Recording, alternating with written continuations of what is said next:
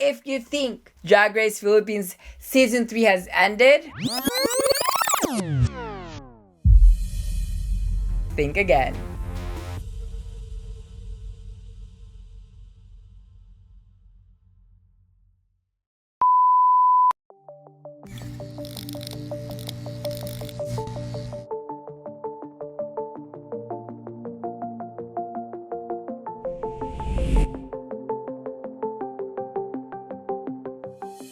Okay, so what we did with the entrance look to make it memorable is si John talaga may gusto nun. Gusto niya yan, yung Ivy Aguas moment niya. So yun ang binigay namin. Pangarap daw kasi niya yun. Pero kasi pag sinabing hometown realness, hindi ito nalalayo sa trabaho ko. Hindi siya nalalayo sa national costume. Kasi national costumes are what? Inspired by your fiesta, inspired by your religion, inspired by the national symbols. And this time around, it's hometown. So, ako nang tanong, taga saan ba si John? Siyempre, hindi ko din alam, di ba? Taga Cavite naman pala. Pero hindi kasi yun yung original na outfit. Mga limang natapos sa lahat ng outfits mo, John. Fake leather. Fake leather yung una namin ginamit na fabric. And alam ko naman at the back of my mind na matatanggal siya. Hindi ko lang alam na after 2 hours, natanggal na siya lahat. So gano'n, pagka-fit niya nung buong outfit, okay pa eh. Maganda pa, carry pa, tas yung cut okay naman. Natanggal lang talaga lahat nung kinagabihan. So paggising namin kinabukasan, sabi ko, kailangan natin siyang palitan. Kasi if not, ilang araw na lang mag-i-impake na kami. Wala siyang madadalang outfit dun sa sari-sari store. Kung mahilig ka sa ulo. Kung gagawa ka ng Yes. always get ahead. Kasi this will serve as you. Kasi hindi mo naman pwedeng gawin yan habang suot. So, suot mo sa kanya. Ganyan yung mangyayari sa design challenge. Kuha lang tayo ng kuha. Diba? Kung anong makuha mo, yun ang gagamitin mo. Ito nakuha ko, gamitin natin. Dahil agawan yun, wag ka na muna mag-isip. Kunin mo na lang lahat ng makukuha mo. Tapos, saka ka ang mag-isip. lagi mong kukunin, isang color palette. Doon naman sa inspiration namin for the design challenge. Kasi hindi namin alam kung ano ang gagawin na itong bakla na ito eh, no? Hindi man namin alam. Kasi nung tinuturuan namin kung paano man na magdikit-dikit. Mapano ito, kanina mo. Di ba ganon? Bali na naisip na lang namin na gawin na buhok. Yung makikita yung leeg niya. Pak, 6-footer ako, tangina nyo. Para mga ganon. So, inano na lang namin siya. Hinay-pony namin na super haba. Para perfect talaga, di ba? Kita nyo naman, ang ganda. Nagulat nga kami, napanood namin yung design challenge. Hala, marunong gumawa ng damit si Bakla, may pabagbag pa.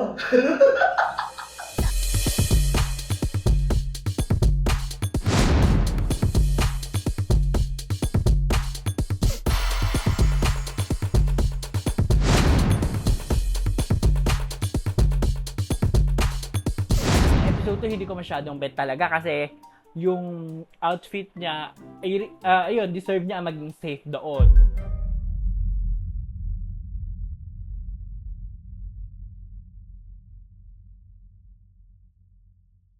Across the sea, a fanboy, it's me, John Fedeliaga, your queen of orange. Lagyan mo ngayon. Balik Ano nun, alam na pala ito. Saktuhin mo dun sa Regalo dulo sa akin mo. ni Nicole. Sinamahan din nila ako magpa-nails. Yan! Ang galing ko! Ang galing mo na kali, makadapat ka na. Feeling ko expert na ako. Yan, nakuha. Yes, pwede gawa siya ng outfit. So, Mas ganito ako sa vlog. Ganap na ganap. Ito, turuan mo siya kung paano ito ginagamit. Yes, yung paggawa ko. Lagyan mo Ito itong mga ginagamit. Kasi may... Para dumikit. Para dumikit. Lagyan naman. Yan! Perfect. Sige ako. Madali. Lagyan mo muna to. Lalagyan. Yan o, 1, 2, 3. Pero lahat ng bilog lalagyan mo.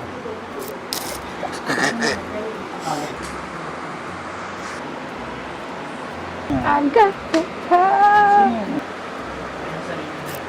Yan.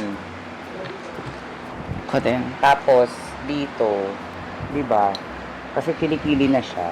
Hanggang dito lang tayo aabot. Ayan, tong Tatlo tatlong lang. to. Tong tatlong to. Na malaki? Or Hindi, maliit ganito lang? ulit.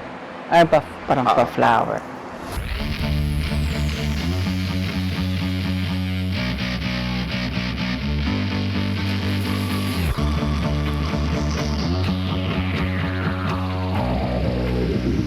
Alam niyo ba, ano yung ginawa niyo sa neon yellow? Yung dito sa gitna? nadikit na sa Dumikit sa manipula. Dahil, for the Ayan, pwede, Tingnan mo. for the pwede ka nang umihi. Ay, sino nagtikip niya? Kita pusod. Diba? So, kailangan ko siyang tahian ng bago. Nahilo ka?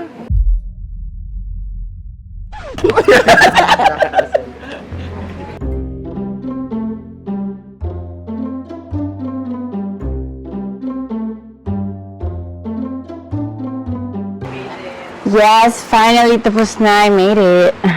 Oh, tingnan nyo. Wala nga lang kakalas. Charas. Iko-cure pa kasi to. So, kailangan maghintay. Ang ganda naman, di ba? Perfect. Ako lang nag-design yan.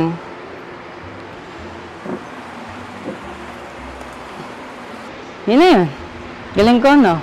Hindi kasi kayo marunong. Ito ka?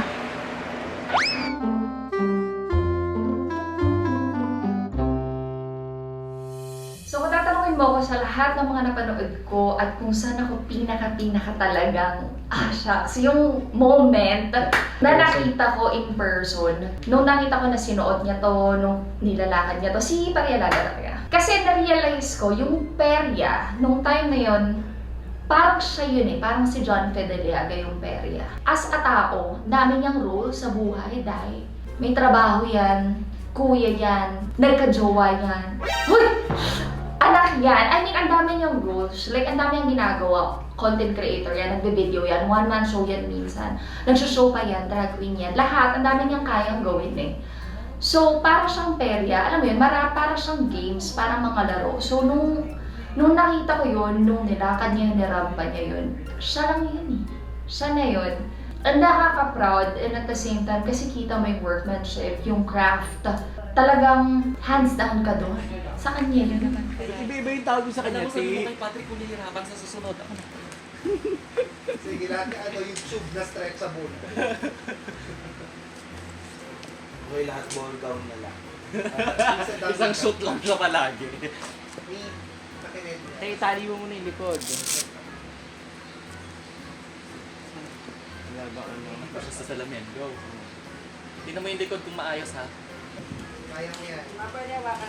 Pwede magpatulong. Pwede. Pwede magpatulong din. Sige. Ay, bakla sa mo. Hindi niya masisira. Yun!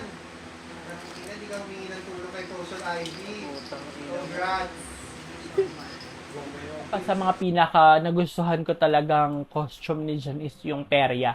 Kasi nagustuhan ko siya not just yung itsura ng buong perya, pero alam mo yung parang hindi mo maiisip, parang ganun talaga ni Mabad. Parang naisip niya yung perya umiikot, di ba? Parang, talaga.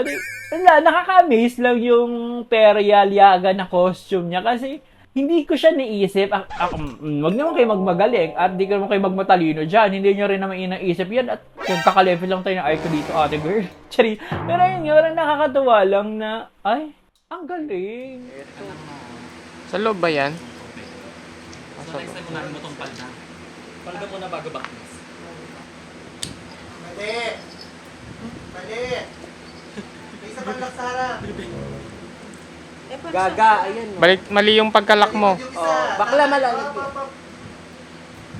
I-move mo, bakla. Ala, bobo siya. Uy, natapos ang perya. Buhok. Anong kulang mo? Popcorn, martilyo. Yung eksena mo dyan, pra. Nabawasan yung bracelet? Gawin mo, maganda lang yan. Practice mo, maganda lang yan. Kasi yan yung pinaka-happy na runway, na creation, saka pinaka-happy dun sa notebook. Ang sabi niya kasi dun sa perya is create an outfit inspired by perya.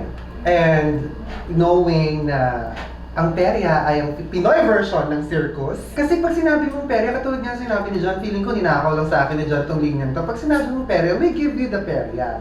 Hindi one part ng perya, hindi one game in perya, hindi one ride in perya, hindi one color in perya. Perya is the category. You give them the perya. Meron kaming Ferris wheel at umiikot! Madaming challenges yung perya. Sinungaling ako, saan ka na say wala man lang ni isa. Ang unang-unang challenge doon is, paano mo papaikutin yung Ferris wheel? Kasi nga, ang Ferris wheel is known to be umiikot. And if doesn't rotate, hindi siya Ferris wheel. Bilog lang siya. Tama. So, kailangan namin ng umiikot na Ferris wheel. So, doon. Alam ko, ayokong mag-share ng secrets. Pero kasi, patalinuhan lang pagdating sa design. And you just have to make it, as realistic as possible. Especially na Pinoy theme naman yung pinag-uusapan. And lahat naman tayo nakita na yun. Basta ang saya ng perya. Kung sasabihin natin challenge ba yung pinag-uusapan, hindi challenge eh. Excitement yung naramdaman ko nung ginagawa ko yun. Kasi paano mo padadamihin? Oo, maximalist akong designer. Pero paano ilalagay lahat ng iba't ibang klaseng elements sa isang outfit na hindi siya magmumukhang ang dami, ang bigat, ang gulo.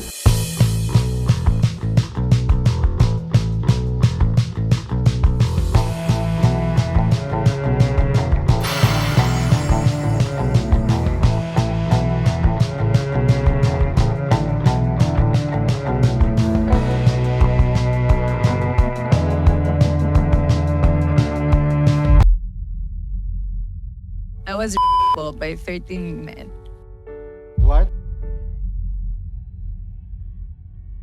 Doon ko, na-realize ko na totoo na yon nung nagtanong ako and yung mga, nagtanong about doon, tapos sinasagot niya, kaya naniniwala ako na, oh my God, sobrang, naano ako na parang, oh my God, hindi lang pala to sa TV, sa mga pelikula nangyayari. I mean, di ba? Kasi parang iisipin mo at a young age, 13 ka.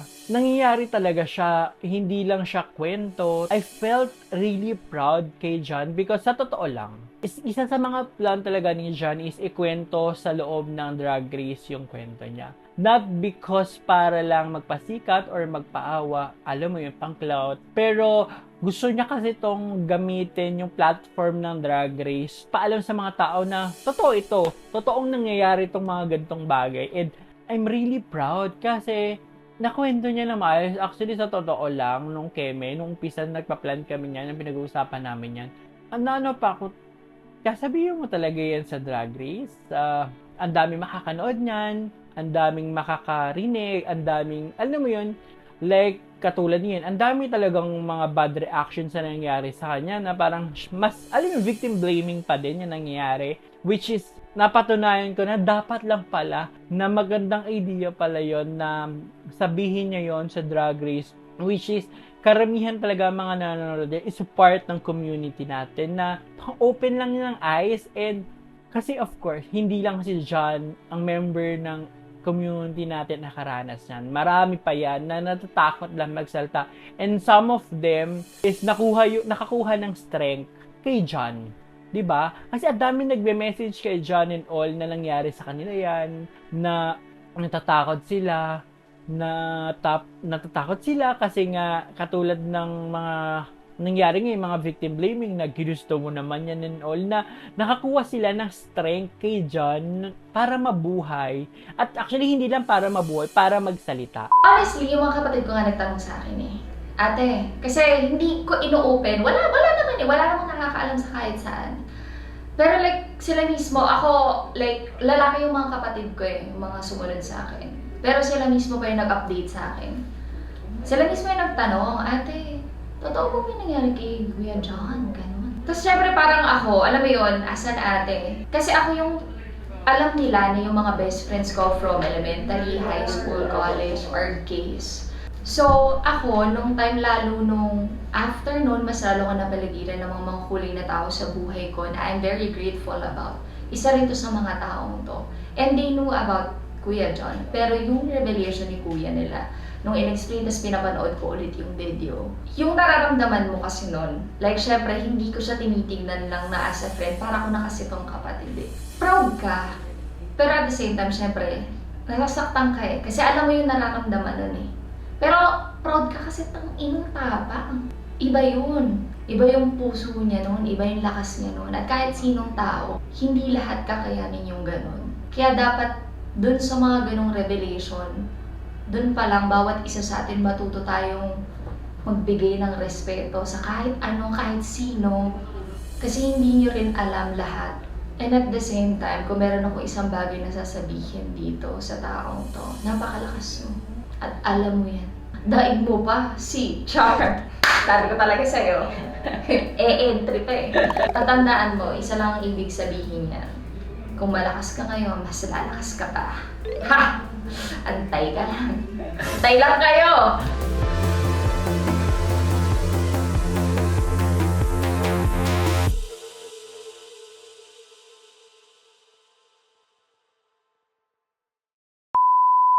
One, two, three, funk it. My darling, I love you, I love you, I love you, I love you, I love you, I love you, I love you, I love you, I love you, I love you, I love you, I love you.